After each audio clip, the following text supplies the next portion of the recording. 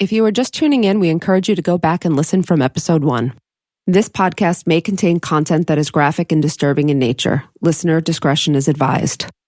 Previously on Direct Appeal. There's a prepaid call from Melanie McGuire. On April 23rd, 2007, I was convicted of the murder and dismemberment of my husband. I don't think she has the ability to do what was done to Bill. She's strong in certain ways and very weak in other ways. And her weaknesses are men. He and I did not really get along well in the beginning. And one time they did break up. We didn't have outright animosity, but we didn't care for one another. Melanie thinks she can fix everything. We decided to go and confront him together, Bill's ex-wife. Lots of yelling and screaming, and she said that she was done and that I would see. I would learn the hard way if I chose to go back.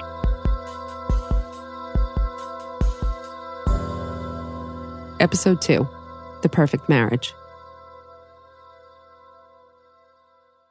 So last time we left off talking about Bill and Melanie, and what we know is that they started sort of coming out of other relationships while they were still in other relationships. Bill was still married, and so there was a situation in which Bill's ex-wife, Marcy, confronted Melanie. And at that point, Melanie could have taken it as a red flag, and she could have left. Marcy said she was done, and at that point, Marcy really was done. Melanie, on the other hand, said she saw that as Bill trying to give it a last go, maybe of his relationship, but he had realized that it was okay, and now they were going to be together, and they would work things out.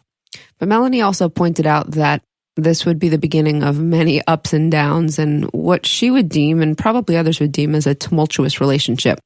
Before we get into that, let's talk a little bit about Bill McGuire.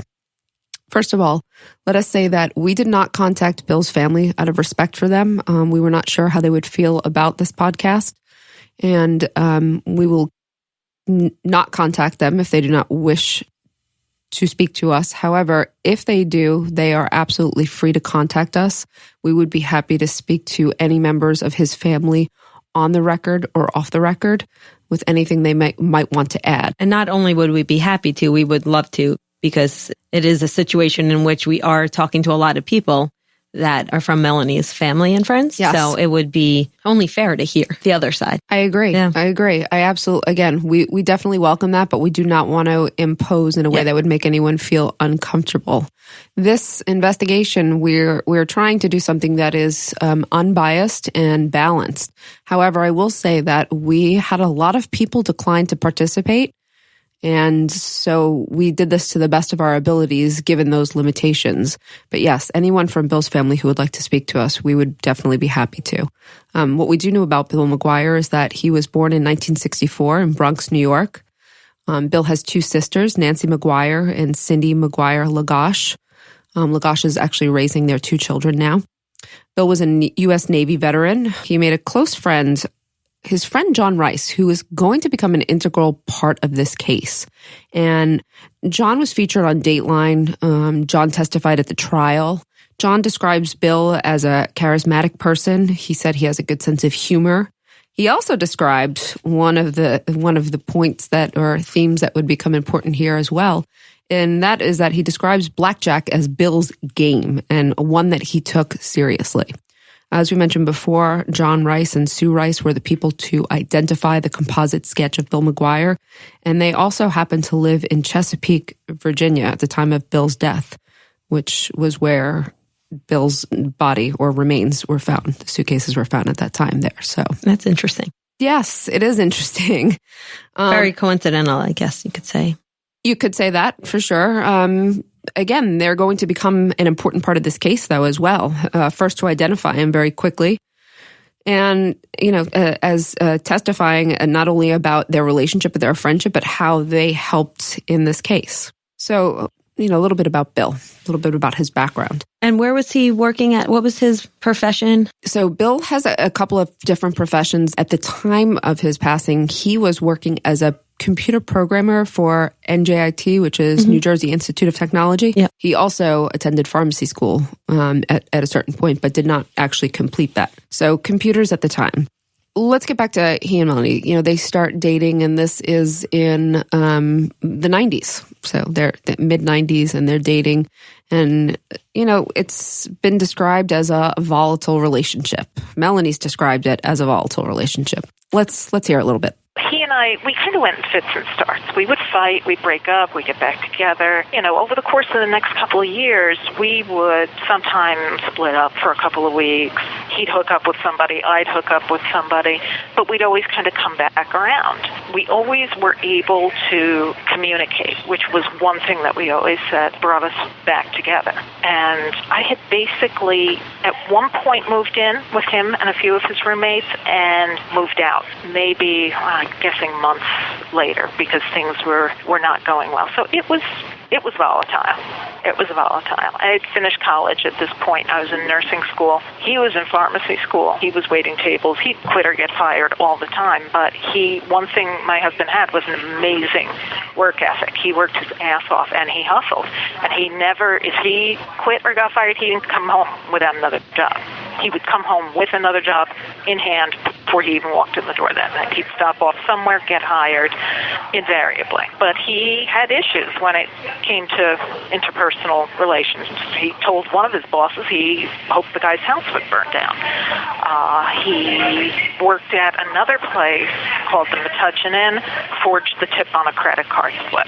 That gets him arrested. Even though it's a municipal level offense, his temper, his attitude ultimately prevailed over his common sense more often than not. There's a pattern with him of sort of impulsivity, but, as he was getting older, I met him, I was 20, he was 28. So to me, first of all, I'm thinking, well, he hasn't been with me. He just hasn't been with the right woman. I can fix this. And for a time, maybe I even did. But ultimately, the impulsivity would always win out. It's interesting that she said, I could fix this, because if you recall in the last episode, I believe it was both Celine and Melanie's mom mentioned that she'd be attracted to people that she could fix. Absolutely. I was thinking the same thing. A fixer. You hear that over and over again. So she's self-proclaimed, and those around her are also saying. I think so. So there's a couple other things about this clip that I want to say. First of all, Melanie describes an incident in which she said Bill was arrested as he forged a tip. Mm-hmm. So this is one of those things where it's according to Melanie. She has said it. I actually called the courts, and I'm making some attempts to verify whether or not this is true. But at this time, I just want everyone to be aware. Again, this is according to Melanie. But if this is true and we can verify it, it's an incident of him forging signatures and forging something, and that would come into play in the case in a different way. It's something that we probably just want to keep on our radar for later on. And the other thing is that, again, she's describing a relationship of back and forth. And it didn't sound that great from the start. I don't know if, it doesn't sound like again, not a strong foundation. But it also seems like that's what Melanie's attracted to. And possibly Bill as well. They sort of like those relationships that have that sort of pull. Do you think it's the drama? Could be. Yeah. They could be attracted to the drama. She could have left several times, but she said they both left, but they both always made their way back. Always made their way back, which is something she would claim later on. This is, later on she's going to claim that she and Bill have this terrible fight where he leaves, but he was coming back, according to her, because he always comes back. Yep. Fight, leave, fight, make up. That was kind of the passion of their relationship was sort of like that. Mm-hmm. This went on for a while, where she describes her relationship and, a couple years of them dating and, they're in love at one point, they break up, but they're more on together than they are off. But then there is a big event that happens that will seriously fracture the relationship or seriously impact the dynamic between the two of them. Melanie's going to tell us about this incident right now. Here's the issue. All this time, he's getting pulled over. He's getting tickets. Loved to drive fast. Absolutely loved it. But at one point had blamed Marcy for canceling their auto insurance. So that he had ended up getting, driving without insurance, and that had become an issue. He ultimately had 33 license suspensions. Sorry, pause for 1 second. You heard that, correct? Everyone heard that. 33 driving infractions. Most of them, I believe, related to speeding. Wow. Okay. That's quite a lot. It is. And not one of these was a DUI or anything else. This was all points related. This was all speeding, stuff like that. So that's impressive. Scotch Plains pulled him over one time, and I think it was speeding, but it was going to be something that ultimately cost him a license suspension again. And he put this court case off. Finally, because it would have cost him his license, he was entitled to a public defender. And the public defender said to him, well, you're going to have to come up with a pretty good story or something along those lines, to which my husband always attributed, well, he told me to make up a story. So the story is as follows. He delays this court date for like the better part of a year, hoping that somehow the cop will forget who it is he's pulled over. He ultimately convinced me, and I agreed, to get on the witness stand and say that it was me who was driving. And I don't know how either one of us thought that was going to work, but I think there had been an instance where a date of his kept getting postponed and postponed, and the cop didn't even show up to court. And I think that's what he thought was happening. But ahead of time, he had also said, well, you'll just say you were the one that was driving. And in retrospect, it's absolutely absurd. Just want to pause really quickly here. So, hoping that the case gets delayed for a long time is one thing. I mean, I've had a speeding ticket and I've hoped the same thing. Maybe it'll get delayed. Maybe the cop will get transferred. Maybe, you know. But hoping that it's delayed and then the cop will not remember male versus female or have recorded this information down. This plan seems deeply flawed. I can't even imagine why they would think that would have worked. I said the same thing. It's not, there's information that the police officer would have taken down. Surely gender would be, that's and the a big name one. and, right, okay. Okay. And one of our roommates at the time was a law student. I lied for him, and our roommates reported us. They called the county prosecutor's office. They said that Bill was abusive toward me, that Bill had coerced me, and that I had lied for him. They basically asked them to go easy on me, but to go after Bill was what it boiled down to. At least that was what my attorney told me. Needless to say, the ruse in Scotch Plains did not work. He had gotten found guilty. He did a couple of weeks in Union County Jail. As a matter of fact, he missed my nursing school graduation because he was in jail at the time. Well, we move out away from those roommates. He gets out. Next thing you know, he gets arrested for suborning perjury. You have 60 seconds remaining. He gets arrested for witness tampering, and I am the witness. So at this point now, we go to see a lawyer. He tells the lawyer, protect me, and he'll find another lawyer. Just do whatever you have to do, just protect her. Now we go ahead, and ultimately I am offered PTI, pretrial intervention, in exchange for... You have 30 seconds remaining. Well, we were so close on that one. I'm going to call you right back. Okay. I need this it's going to be The maybe time cuts you 10 off. minutes in between. No problem. So don't panic. Talk to you soon. All right. Okay. Thanks. Bye. All right. Bye-bye. Okay, so he had taken me to see a lawyer that I think his dad knew the lawyer's dad. In any event, he tells the lawyer to save me, and he'll worry about himself. He'll get his own attorney, because, of course, we have to have separate counsel at this point. Ultimately, the deal they present us is, this is the night before we have a court date, if I give a statement saying that he indeed did coerce me, I will get PTI, which is pretrial intervention. He will get a felony on his record, but he will not do any time. If I don't agree to this, they're going to come after me, try to get me a felony, which, of course, now I have my nursing license. So we don't want that. And they said that they would ensure that he would do time. Just to be clear, there's a level of coercion here, right? They're saying, Melanie, if you plead guilty to this, we can ensure that you get a misdemeanor and Bill will get a felony, but he's not going to serve time. The alternative being, if you want to go ahead with this, we're going to try to slam you both with felonies, and he's definitely going to do time. Typical of the plea bargaining system in our country. Yeah, we talk about this all the time, right? Yep. Coercion of plea bargaining. If you look at people that are wrongfully convicted, there's a very high percentage of them that pled guilty because of just this. Of course, yeah. I did some of my research on this as well. I've had plenty of people tell me the same thing. I pled guilty just to get out of jail. I pled guilty just so I didn't have to serve a lot of time. It's a coercive nature. We do know that, or a coercive system, I should say. So I'm basically sort of between a rock and a hard place at this point because I can't trust him to tell him the night before because he's going to go ballistic. Strangely enough, my attorney had sensed this and knew it, and he said, I'm telling you, don't tell him.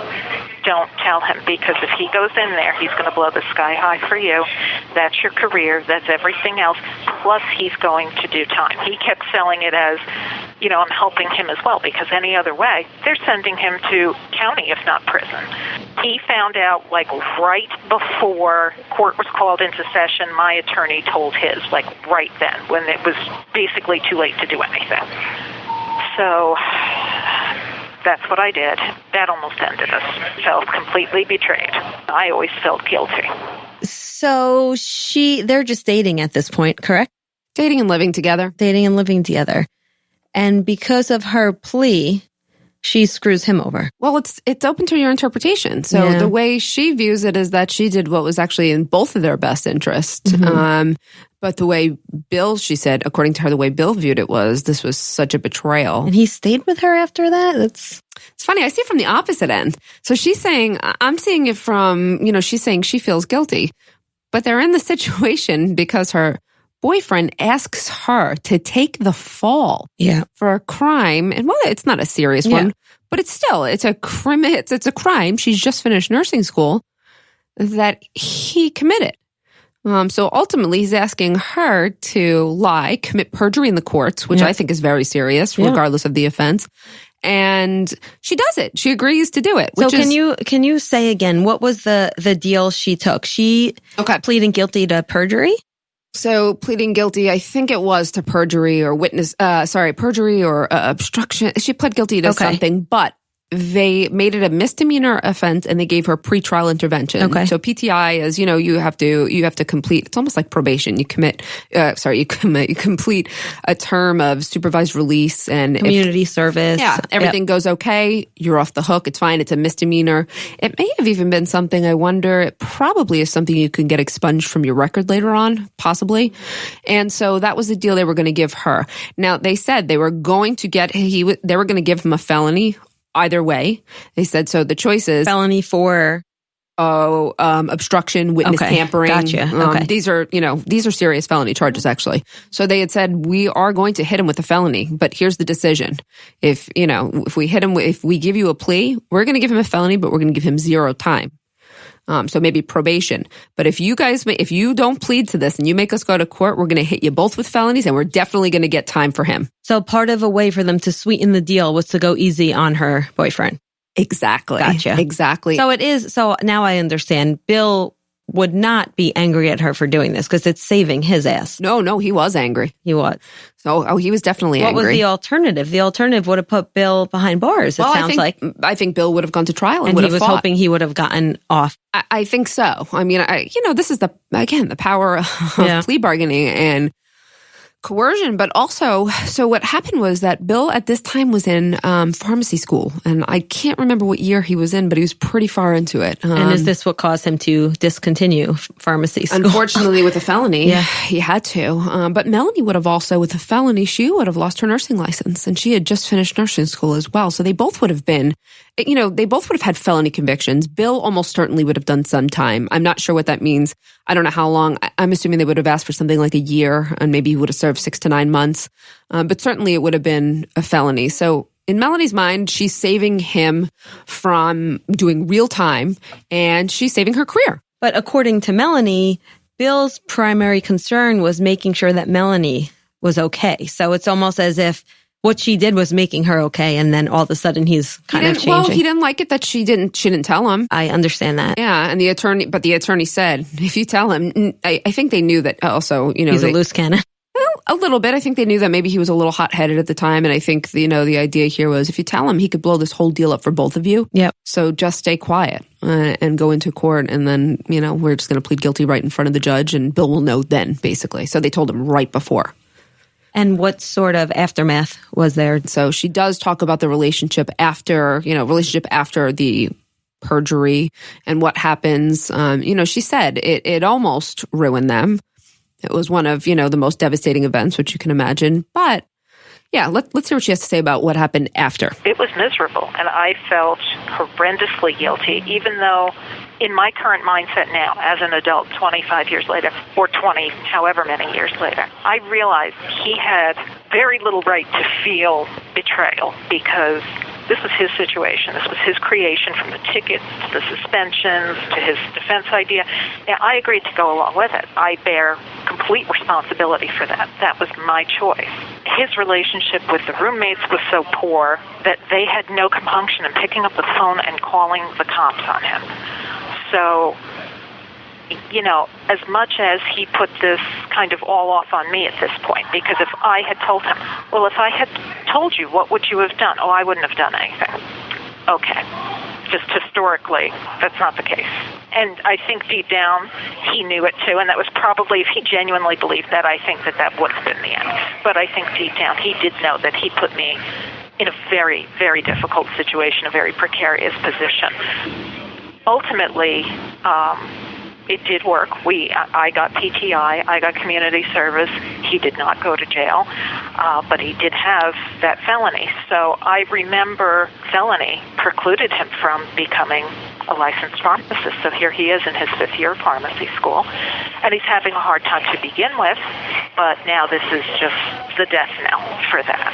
And that was incredibly difficult for him to take, as it would be for anybody, even under the best of circumstances, because, you know, now at this point, somebody's telling you that what you've been working toward for years, you're ass out, you better find something else. He was very, very angry. This is when he started to go back to Atlantic City quite a bit. And, you know, it had always been recreational, whether it was going to, you know, one of the big casinos or going to one of the hotels on the outskirts where they would party or play cards. As time went on, he began to play more and more amounts of money, so now he's getting comped in the casinos. So he's got less interest in these sort of small off games, whether they're friends of his from up here, from down there. I've heard stories of both over the years, but he's basically moving exclusively to casinos, at least at this point in time. So I'm sure most people know, but when you get comped in casinos, they're giving you free hotels, free dinners. Trying to entice you to come back. Getting, you know, they want you to come back. Because they know if you're in the building, you're going to lose a lot more money. That's the hope, right? Casinos were not built on winners, I guess, is the whole idea. Okay. The first day of my new job as a nurse, I had gone to work, and I tried to call him a few times throughout the day just to, you know, tell him how I was doing. Not there, not answering. I get home, he's not there. He doesn't come home that night for the first time. He was in Atlantic City. The attitude when he came back was, well, you know, you had your first day of your new career, and I'm not going to have that. So I'm beginning my career, and he needs, at this point, to look for another.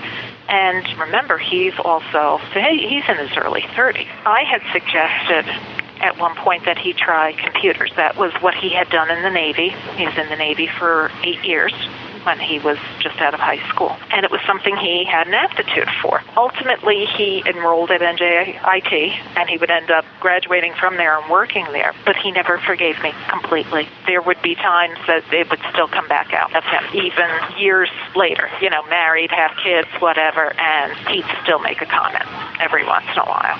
I think this was sort of the paradigm shift where I was so concerned about him and was aware of feeling my own guilt about this, that I started to be aware of, I guess, his needs more than my own, and it didn't even register.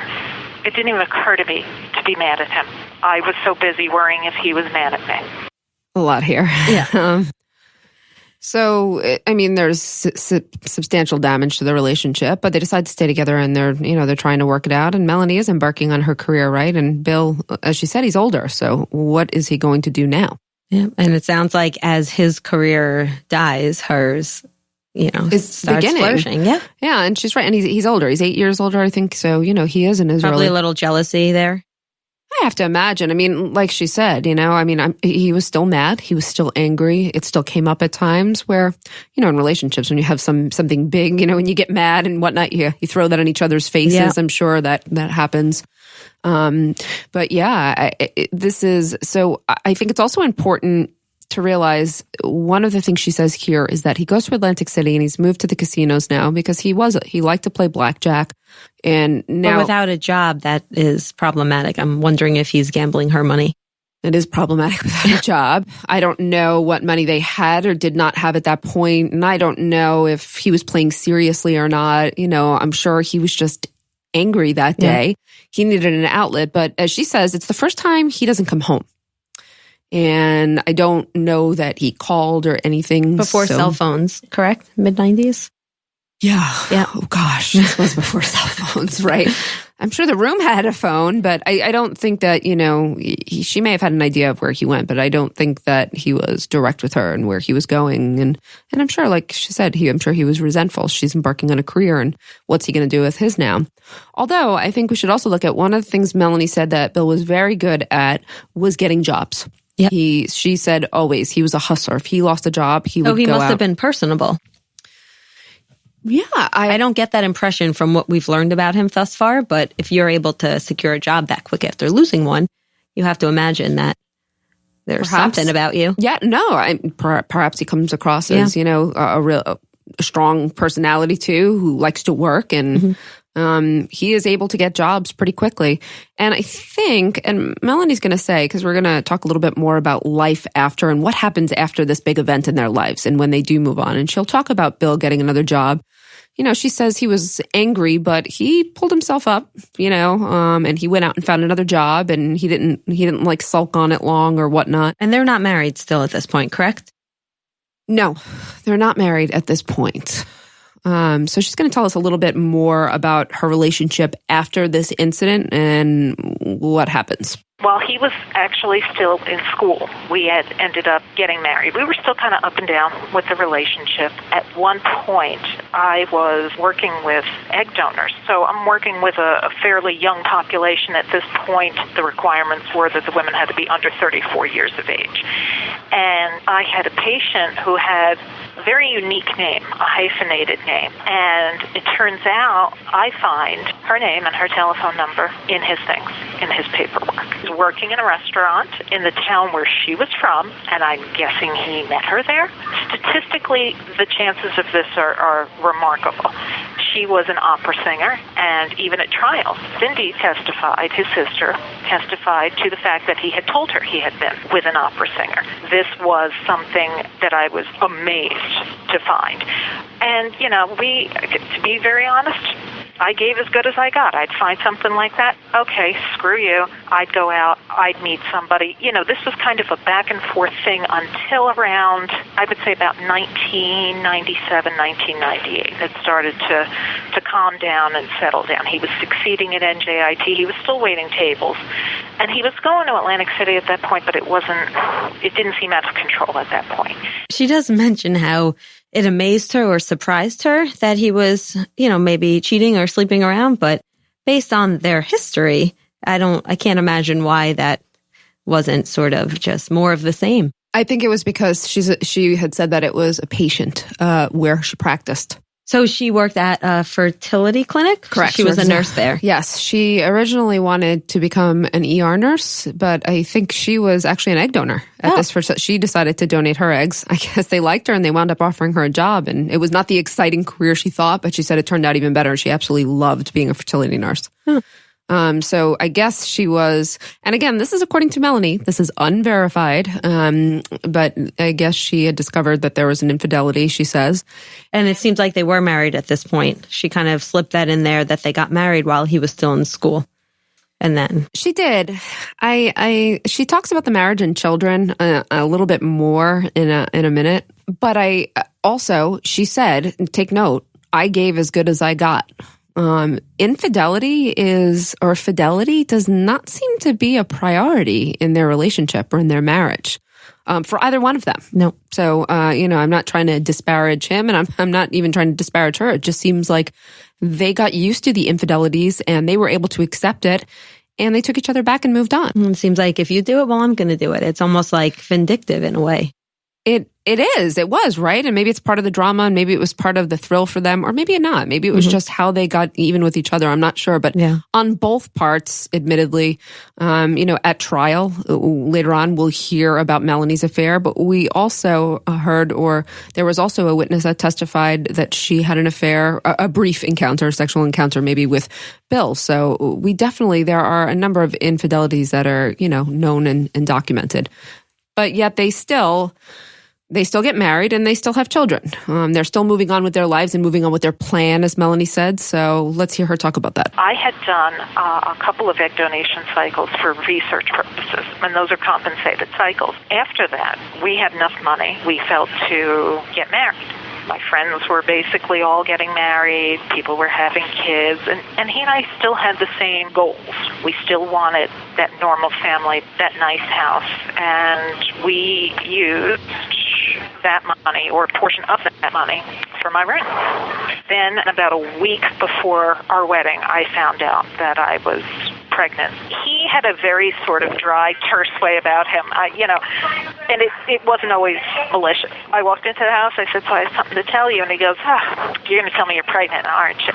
But, he was happy. We were happy. Just want to note here, and Melanie had said that to me in other interviews, that this was a good time for them. They were happy in this time. He was happy about the first pregnancy, and she was happy, and, things seem like they're on the up here for them. I wouldn't call it a difficult pregnancy per se, but it was not agreeing with me. I looked horrendous, and my husband would tell me that. He would tell me he was, how upset he was that I was letting my appearance go. Well, I was 182 pounds by the time I delivered our first child, and it was all water weight, and it hadn't agreed with me, but I was absolutely head over heels in love with this baby, and so was he. And things were really, really good for a time. He cautioned me in the beginning, I don't want to see you go through that again.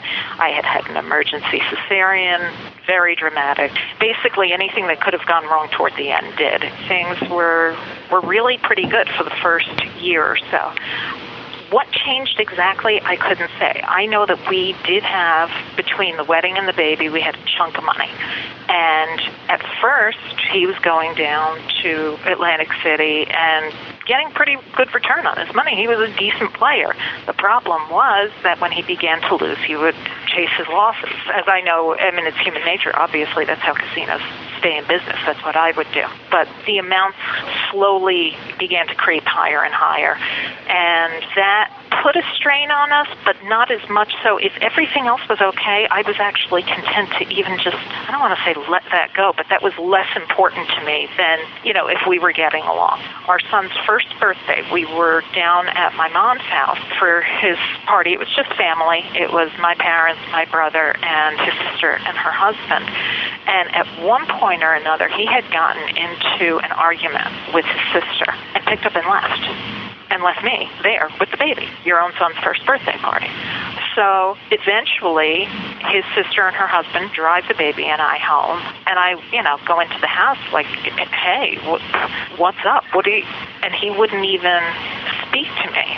And again, this argument had nothing to do with me. It was between him and Cindy. And as things thought out eventually, but this is where I began to see a little bit of that really unreasonable, like, dude, what the hell did I have to do with anything? You and she are fighting, and I'm over here with the baby. You left your wife and your kid to go storm off, and he didn't talk to me for a couple of days after that.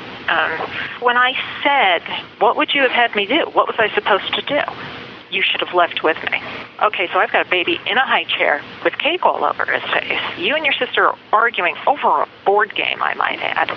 You get up and storm out. First of all, how the hell do I know where you're going? I don't know if you're walking around the block. I don't know if you're driving around, coming back. I have no idea what you're doing. So I didn't know how I was supposed to know he was leaving. It's not like he looked at me and said, get your shit, we're leaving. These were the questions that I would find myself asking during arguments that really didn't necessarily have an answer. Looking back, I realized that the issue probably didn't even have anything to do with me, but I was the other adult in the room. I was the person that kind of ended up being sort of a natural target.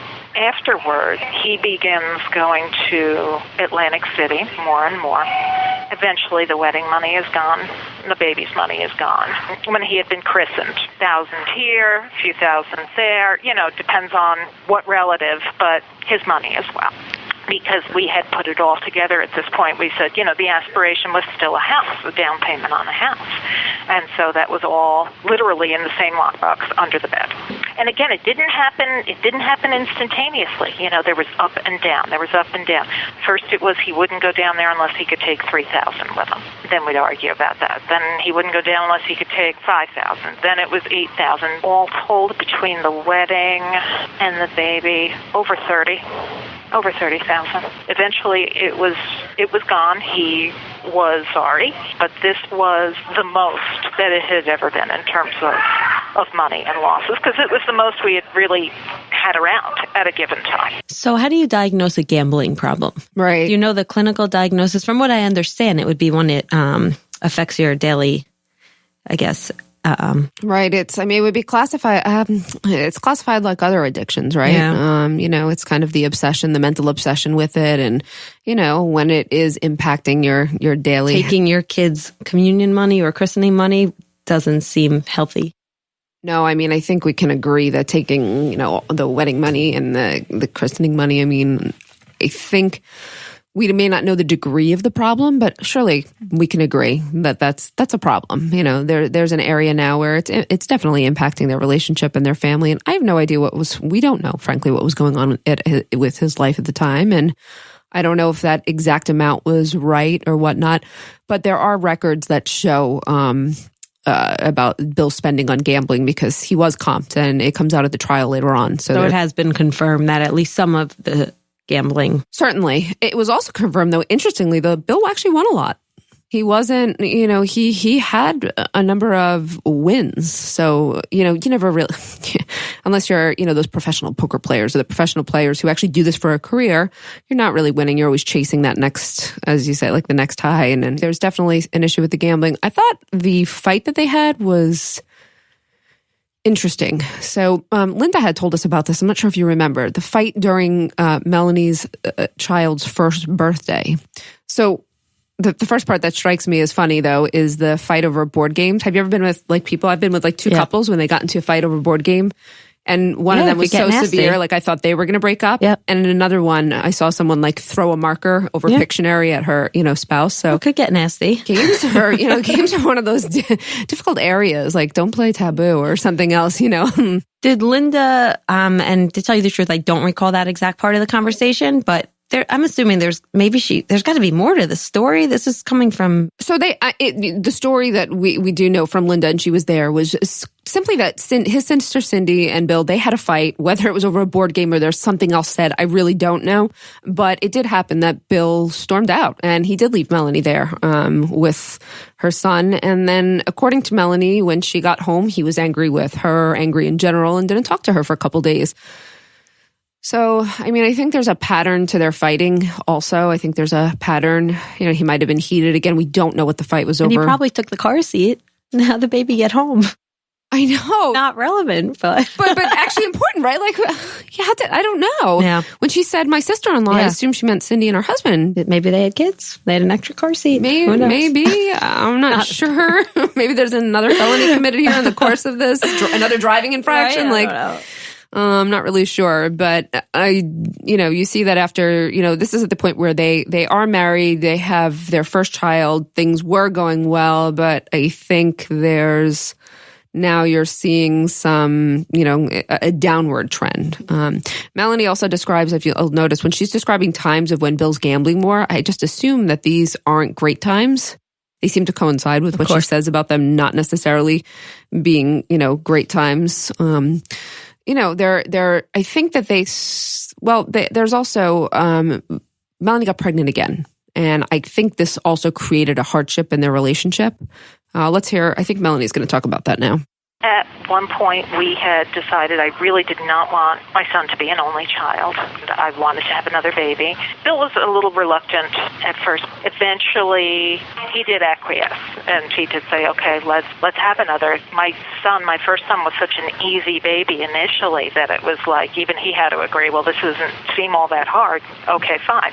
So I got pregnant in, just like May of 2001. Things went precipitously downhill from there to the point where before my second child is born, I began having an extramarital affair about a month before I'm due. Turns out that my husband left me the day our son was born, later that afternoon, to go to Tennessee, where he met a woman named Elizabeth who would testify at the trial that she had a brief relationship with my husband. It was a business trip. I think it's evident that this is not working for either of us at that point. Wow, having an affair when you're 1 month away from... This became a huge issue at trial. What man wants to have an affair with a woman who's 8 months pregnant? Well, her boss. And it was her boss. It was her boss, Brad Miller, Dr. Miller at the time. I guess they had gotten closer in working together. But also, I think the whole pregnancy, things were going downhill. As she says, he went on a business trip while she was in labor. And he did have, again, he had a one-night affair, fling with some woman who did testify at trial about this. So, what you have is, she's... Signs of trouble. Yeah, she's 8 months pregnant and she's embarking on an affair. This affair, however, would be very different. This would not be, what we've talked about with these flings and with, infidelity. This is the affair or the relationship that would really change the course. And this is basically later on what the prosecution will say was the big motive for this crime. So we don't want to talk necessarily too much about him, but we're going to have to give a little bit of background about who she got involved with and how this sort of came to fruition. So let's hear a little bit about how this relationship came about. I met Brad at a conference, maybe 1999. I had met him at dinner just briefly in passing, and the partners had mentioned that he would be coming along and joining us. And once he did, in fact, join the practice, I was assigned to be his nurse specifically. Each doc kind of had their own head nurse. I became close with him, and ultimately our families actually socialized and spent some time together, which does not make me the best person in the world at all. Certainly not proud of it, but that's how it happened. And he and I ended it initially, I think after the first couple of weeks or the first month, because I said I wanted to work on things with my husband. And it wasn't even that I was still in love with him as much as I wanted to have a successful marriage for my kids' sake. I came from a home where my parents were divorced. My husband came from a home where his parents divorced and remarried each other 3 times. So needless to say, a little family dysfunction was something that I think it's what kept us both there as long as it did, because certainly he could have left as well. After that fight, that just sort of took the will out of me either way. And Brad and I ended up back together. And a lot of time that Brad and I spent together was not this super hot affair. He's playing with the kids in the car while I'm going to Target. You have 60 seconds remaining. Or he's taking the kids pumpkin picking with me because my husband is passed out and won't get up. The resentment just built and compounded. So he was married as well. He was married as well and had children, small children as well. I do want to ask a quick question. She does reference that fight at some point just now. Melanie was saying something about things after that fight is when she started to heat things up again with Brad. Is that referring to the fight after the first birthday, you think? No, that one was earlier. But there's a fight that we're going to cover next. I bet it's just we might be a tad bit early on this one.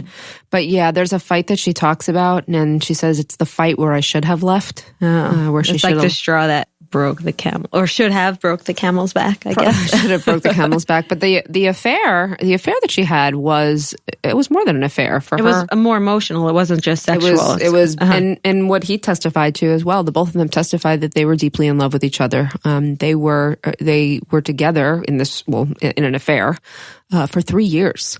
And it certainly doesn't paint her in a nice light as well. She's having an affair with someone who is also married and has children. And she's hanging out with them. She's spending time with their family and and vice versa. Which she says was just part of their relationship, but it is also, it's not, it's icky. Yeah. Right? There's no other way to look at this but say, like, this is not. And she admits that as well. She does say, I believe, somewhere in there that this wasn't the best thing I should have done. No. So there are a lot of things that would come out as well. And one of them being, how they got involved when she was super pregnant. And this came out as one of these awful facts at trial. Things that, her parents, and what she says is, my 84-year-old grandmother heard that I had some type of sexual interaction when I was that pregnant, and it was embarrassing and not my finest moment. And, she's pretty upfront about that part. She's pretty upfront about saying, look, this is what I've done. This looks really bad for me. And, she leaves it at that. But the relationship with Brad Miller was transformative. She was having this affair. She was in love. And she'll describe it later on for us. But what she says also is that they were in love, but they had no immediate plans to leave their spouses. She said they both had small children. As she was talking about, they did not want a divorce. They wanted to raise the kids together, whether dysfunctional or not. They kind of wanted to keep it together. And that would also come out later at trial that, the prosecution had asked him, the doctor on the stand, had you talked about leaving your spouses anytime in the near future? And he said, no. In fact, we didn't have any plans. And when he brought this up with Melanie, she was kind of like, what are you talking about? We can't even broach this right now. Mm-hmm. So, he's the motive, but you also see that they didn't quite have this plan to get out. Neither one of them had this plan to get out of their relationships anytime in the near future. But things got worse with Bill. Things got a lot worse with her relationship. And she does have a fight with Bill. And this might have been the fight she's talking about. Let's hear her tell us about this fight. She says that this is definitely the fight where she should have known. Like, this was the one where she should have gone. When I look back and I identify where I really went wrong, like what the point of no return was for me, I know when I should have left. And I know it was a particular argument that we had that I absolutely should have left. And I did leave, but I went back. I went back that same night. He had been pulled over on his way home from his restaurant job, and this was somehow my fault. This was a ticket that would again suspend his license. It was my fault because I would not move to Virginia, where his friends lived and where he had lived initially with his first wife. I would not leave my family, leave my career, go down there sight unseen. Remember, again, Virginia Chesapeake Bay is where Bill's body was found. And where his friends lived, yeah. I insisted on staying in New Jersey, and as a result, he had to work 2 jobs, and as a result of having to work that second job, he got pulled over. And that this was, again, somehow my fault. And he basically said, you fucking cunt, if you're there. When I get home, I'm going to fucking kill you. That was on the answering machine. As I wasn't even picking up anymore. I mean, the screaming was just ridiculous. And at that point, I put both kids in the car, probably 10, 11 o'clock at night at this point, and I just got into the car and drove. I did not want any of us to be there when he got home. He came home and he called my mother, and my mother had company at that point from out of town, so they were not expecting getting a call that late at night to begin with, and now you've got family there and people are asking questions, so my mother calls me and says, what the hell is going on? Well, I'm not going to tell her what he said on that message, not at that point in time, because she's going to tell my father, and that's going to be the end of any relationship that they could ever possibly have had. At that point, in the back of my mind, even though I'm having an affair, even though I'm still at this juncture holding out hope that there's going to be a way back from this, and that would have effectively slammed the door on that. My mother, not knowing that, knowing that her daughter is out driving around in a car with 2 infants in the middle of the night, talks me into going back, and I do. And again, he's not talking to me, he's not speaking to me, but he's not screaming any longer either. So we sort of reached a plateau at that point. And we were silent for a number of days, and then he just started talking to me like nothing was going on. Certainly that was the most extreme argument that I could remember at that point. but there would be others. So I'm just curious, just in like the grand timeline, any sense on how long it was between this blow up and the actual murder of Bill? I'd have to look back at that, but I think I want to say it was a while. I'm wondering, are we talking months, years? Oh, yeah. Okay. We're talking a chunk of time for sure. So not within... No, not anywhere near. In fact, this wasn't even brought up at trial as a thing. Oh, okay. This was just one of the fights that they had. So for her, what made it such a... I guess the fight where she should have left is the fact that he called her something so nasty. Is that because it doesn't sound like he was physical with her?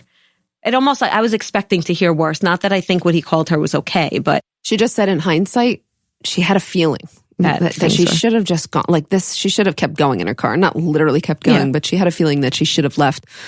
She'll say it later on. She thinks that if she had, it would have just changed the course of their lives. She thinks that, that would have been the best time. Maybe just one fight too many. She's in the car in the middle of the night.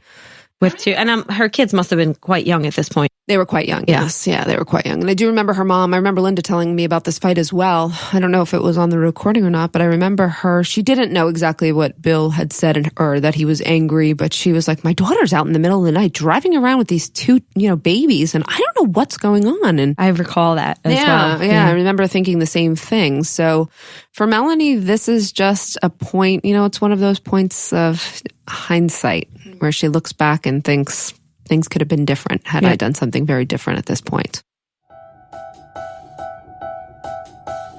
Next time on Direct Appeal, Melanie and Bill pick up the pieces again and move on. They purchase a new home, but after the closing, Bill is never seen again alive. What does Melanie say happened?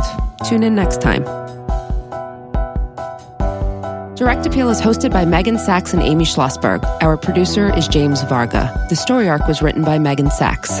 Music and underscore by Desert Media. Recorded, mixed, and edited by Justin Kral at JC Studios. Janay provided legal research and advised on various points in the making of this podcast. Special thanks to Alan Tockerman, whose work was integral to this production.